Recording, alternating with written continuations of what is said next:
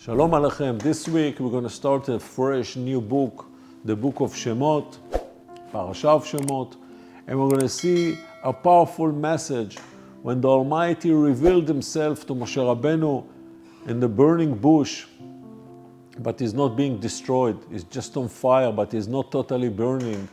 There's a wonderful message and encouragement and chizuk in faith and trust in HaKadosh Baruch Hu that apply to our generation. As we know, the Torah is not limited in a space, in a dimension of a space or dimension of time. The Torah is infinity. The Torah apply to any human being, anytime, anywhere. And the message is so powerful, is really reflecting to see in a new view what's happened unfortunately in October 7th, in this terrible war that we're facing every single day since then. Let's start the parasha with Moshe Rabbeinu. Moshe Rabbeinu was raised, as we all know, in the palace of Paro, was the daughter of Paro Batya, took him from the river, saved his life, and since then he adopted royalty manners because he grew up really in a palace of Paro. That was also from Hashem. And Moshe Rabbeinu, as a leader, a future leader of Am Yisrael, needed not to grow in a slavery environment, not to adopt slavery mentality other than royalty mentality, even though he learned from the Egyptian, but the principles of being leader are the same.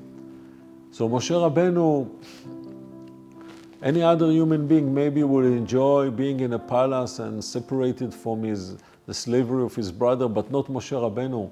יצא וראה בסבלות עמו. He always went out and worried and cared about his own people. He never lost his identity, his affiliation with his people, with Am Yisrael.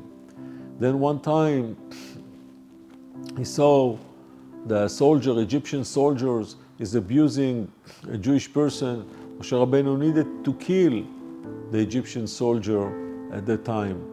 And then he saw a Jewish person fighting with another Jewish person. Moshe Rabbeinu tried to stop them, and then one of them told him, "What are you going to do? You're going to kill me just like you killed the Egyptian?"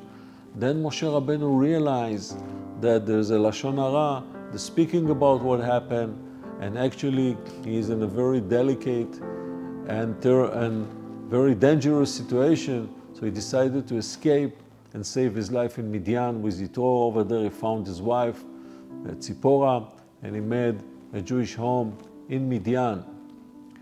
He could also rest in peace, enjoy his peaceful life with his wife, with his father-in-law, but no, Moshe Rabbeinu even there worried very much for Am Yisrael. He always was attracted to be in a desert, to search for the quiet, for the spirituality, to develop his relationship, special relationship with the Almighty. He was a shepherd, and one day he always used to go far away to avoid his sheep to eat from fields that don't belong to them, that considered by the Jewish law stealing. So one day he went 40 days and 40 nights so far, and he saw a moving mountain, kind of miracle mountain. The birds are flying around it, but the birds are not really touching the mountain. Moshe Rabbeinu came close to the mountain, and then he stopped moving, and Moshe Rabbeinu looked and he see the burning bush, and he came close to see what's the story, what's happening here. And then the Almighty decided to reveal himself and start to communicate with Moshe Rabbeinu to show him that Am Yisrael is a nation, the people of Israel is a nation of eternity, that nothing and no one and never can destroy them, Chas v'shalom, God forbid. So the question is, what are the messages, the powerful messages, when the Almighty decided to reveal himself by the burning bush? First of all, the bush has some flowers, rose flowers and thorn. Rose flower is a symbol of tzaddikim, the thorn is a symbol of wicked people, and then it grows in the water to show you water is a Torah, that we all need to be fed by the Torah, because the Torah can provide the blessing and the power for Am Yisrael forever and ever. So Moshe Rabbeinu, he was chosen to be the leader of Am Yisrael because he showed his personality is appropriate. He has a sense of justice. He avoids stealing. He sees the Egyptian abuse the Jewish person. He can't stop. He must get justice done. And also his mercy. He's merciful. He's connected. He's caring person about Am Yisrael. He never isolates himself. Even though he was far away, but he was affiliated and worried big time for what's happening Am Yisrael.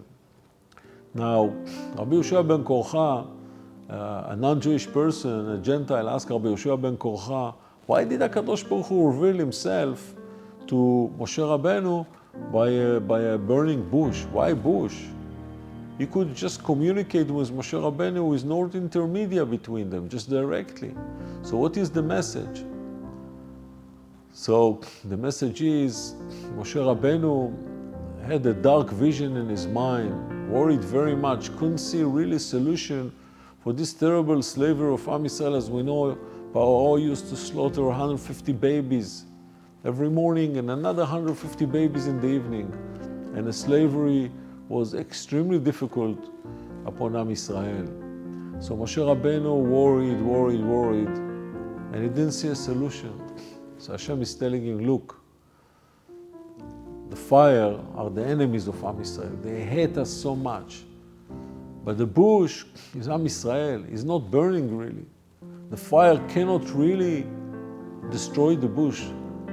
The same, yes, we have enemies. Yes, they're surrounding us. Yes, there's a lot of hatred. But they will never and never could destroy Am Yisrael. Why? Because we are the children of the Almighty. And we have the protection and defense of the Almighty is on our side. That's the lesson number one he showed Moshe Rabbeinu in the burning bush of Moshe Rabbeinu, the light of happiness, the light of chance for good, the light of faith was light in his heart, that B'ezrat Hashem we see hope for a better future for Am Yisrael. And HaKadosh Baruch Hu is saying to Moshe Rabbeinu, you see, I control the nature, I control the bush, I control the fire, I control also history, I control nations, people, event. I can change anything, any way I want, so don't worry. I will never let my people down. Yes, there's a time of difficulty, but I'm with you. I'm with you. The Zohar HaKadosh says, הקדוש ברוך הוא ממלא כל עלמין וסובב כל עלמין ואין שום מציאות בלעדו יתברך כלל. הקדוש ברוך הוא is surrounding the entire creation and is fulfilling inside the entire creation. And there's no reality, there's no even 1 inch in the whole world that HaKadosh Baruch Hu does not dwell. So just that you know, even in the burning bush I am here with you, I'm talking to you from the bush. Please understand, with the slavery, with the bricks, with the terrible punishment, I'm always with you. I never left you and never will leave you alone. And that has to be encouragement and strength for the people of Israel, because it's a promise of HaKadosh Baruch Hu, ואף גם זאת, בהיותם בארץ אויביהם, לא מאסתים, לא גאלתים, להכלותם, להפר בריתי איתם, even though I send them to the exile. I give them challenges with enemies. I will never leave them alone. And we see in our days, we see our enemies surrounding us. And the Midrash says, Am Yisrael, Sepezura Yisrael, we're like a lamb surrounded with 70 wolves. What the lamb can do, a lamb, a sheep, very innocent animal, doesn't know how to fight. Well, the sheep has to call the shepherd. Once the shepherd comes, he can solve. This is our situation, Achai V'Re'ai. This is the message of the burning bush. This is what's happening now. Now it's burning all around us. So since October 11, it is burning in the Gaza Strip, and trying to burning in many other places, north of Israel. Maybe, God forbid, in the international level, we never know. There's so much hatery in many other places. The hatery is the fire. And we are the bush. But HaKadosh Baruch Hu will stop. He did stop, He will stop, He always will stop the fire from burning the bush, Chaz v'Shalom, the bush of faith, of emunah, of royalty, of connection to HaKadosh Baruch Hu. Be'ezrat Hashem will never destroy. That's what HaKadosh Baruch Hu says. Also, another wonderful message in the burning bush. A person think, All day long I had to deal with Gashmiut, with the physical aspect of life. I have to make my living, I have to take care of my family, and I have to. So where is Hashem? The message is, doesn't matter what you do for your living. Doesn't matter if you have to interact with non-Jewish people. Doesn't matter if you have to fly to faraway countries, not even too many Jewish people there. Doesn't matter if you have to buy, you have to sell, you have to give services, receive services, whatever. In any time, in everything, in anywhere you can see the Almighty. And if you don't see him, ask him, Hashem, please show me. Because in every small detail of life, that's the big chokhmah, that's the big challenge. In the small details of our daily life, to have an eye-opener that will open our eyes and see, Hashem is here. Hashem did this, Hashem did that. I buy something, thank you Hashem, you helped me to buy it. I didn't buy something, thank you Hashem, you helped me not to buy it. I met someone, thank you Hashem. I didn't meet someone, thank you Hashem, I didn't meet someone. I want to get something, I get it, thank you Hashem. I didn't get it, also thank you Hashem. Because Hashem does everything for good, and all what Hashem wants that you open our eyes and realize that Hashem is with us, and there's no excuse. I walk with Gentile or this, the Gemara says, it doesn't matter. The Gemara says, Masechet Ta'anit, if someone asks you, where is your God? You have to say, oh, he's in Rome.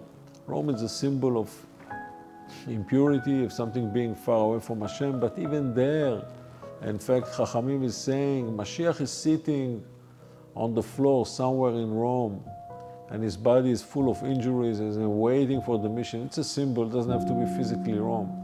But Mashiach in an unexpected place is sitting and suffering the pain of Am Yisrael and waiting to redeem us.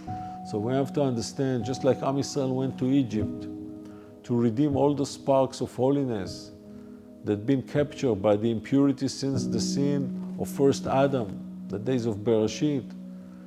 And Am Yisrael went to Egypt by the slavery and by keeping Jewish affinity, not change the names, not change the language, and not change the clothes, the Jewish fashion.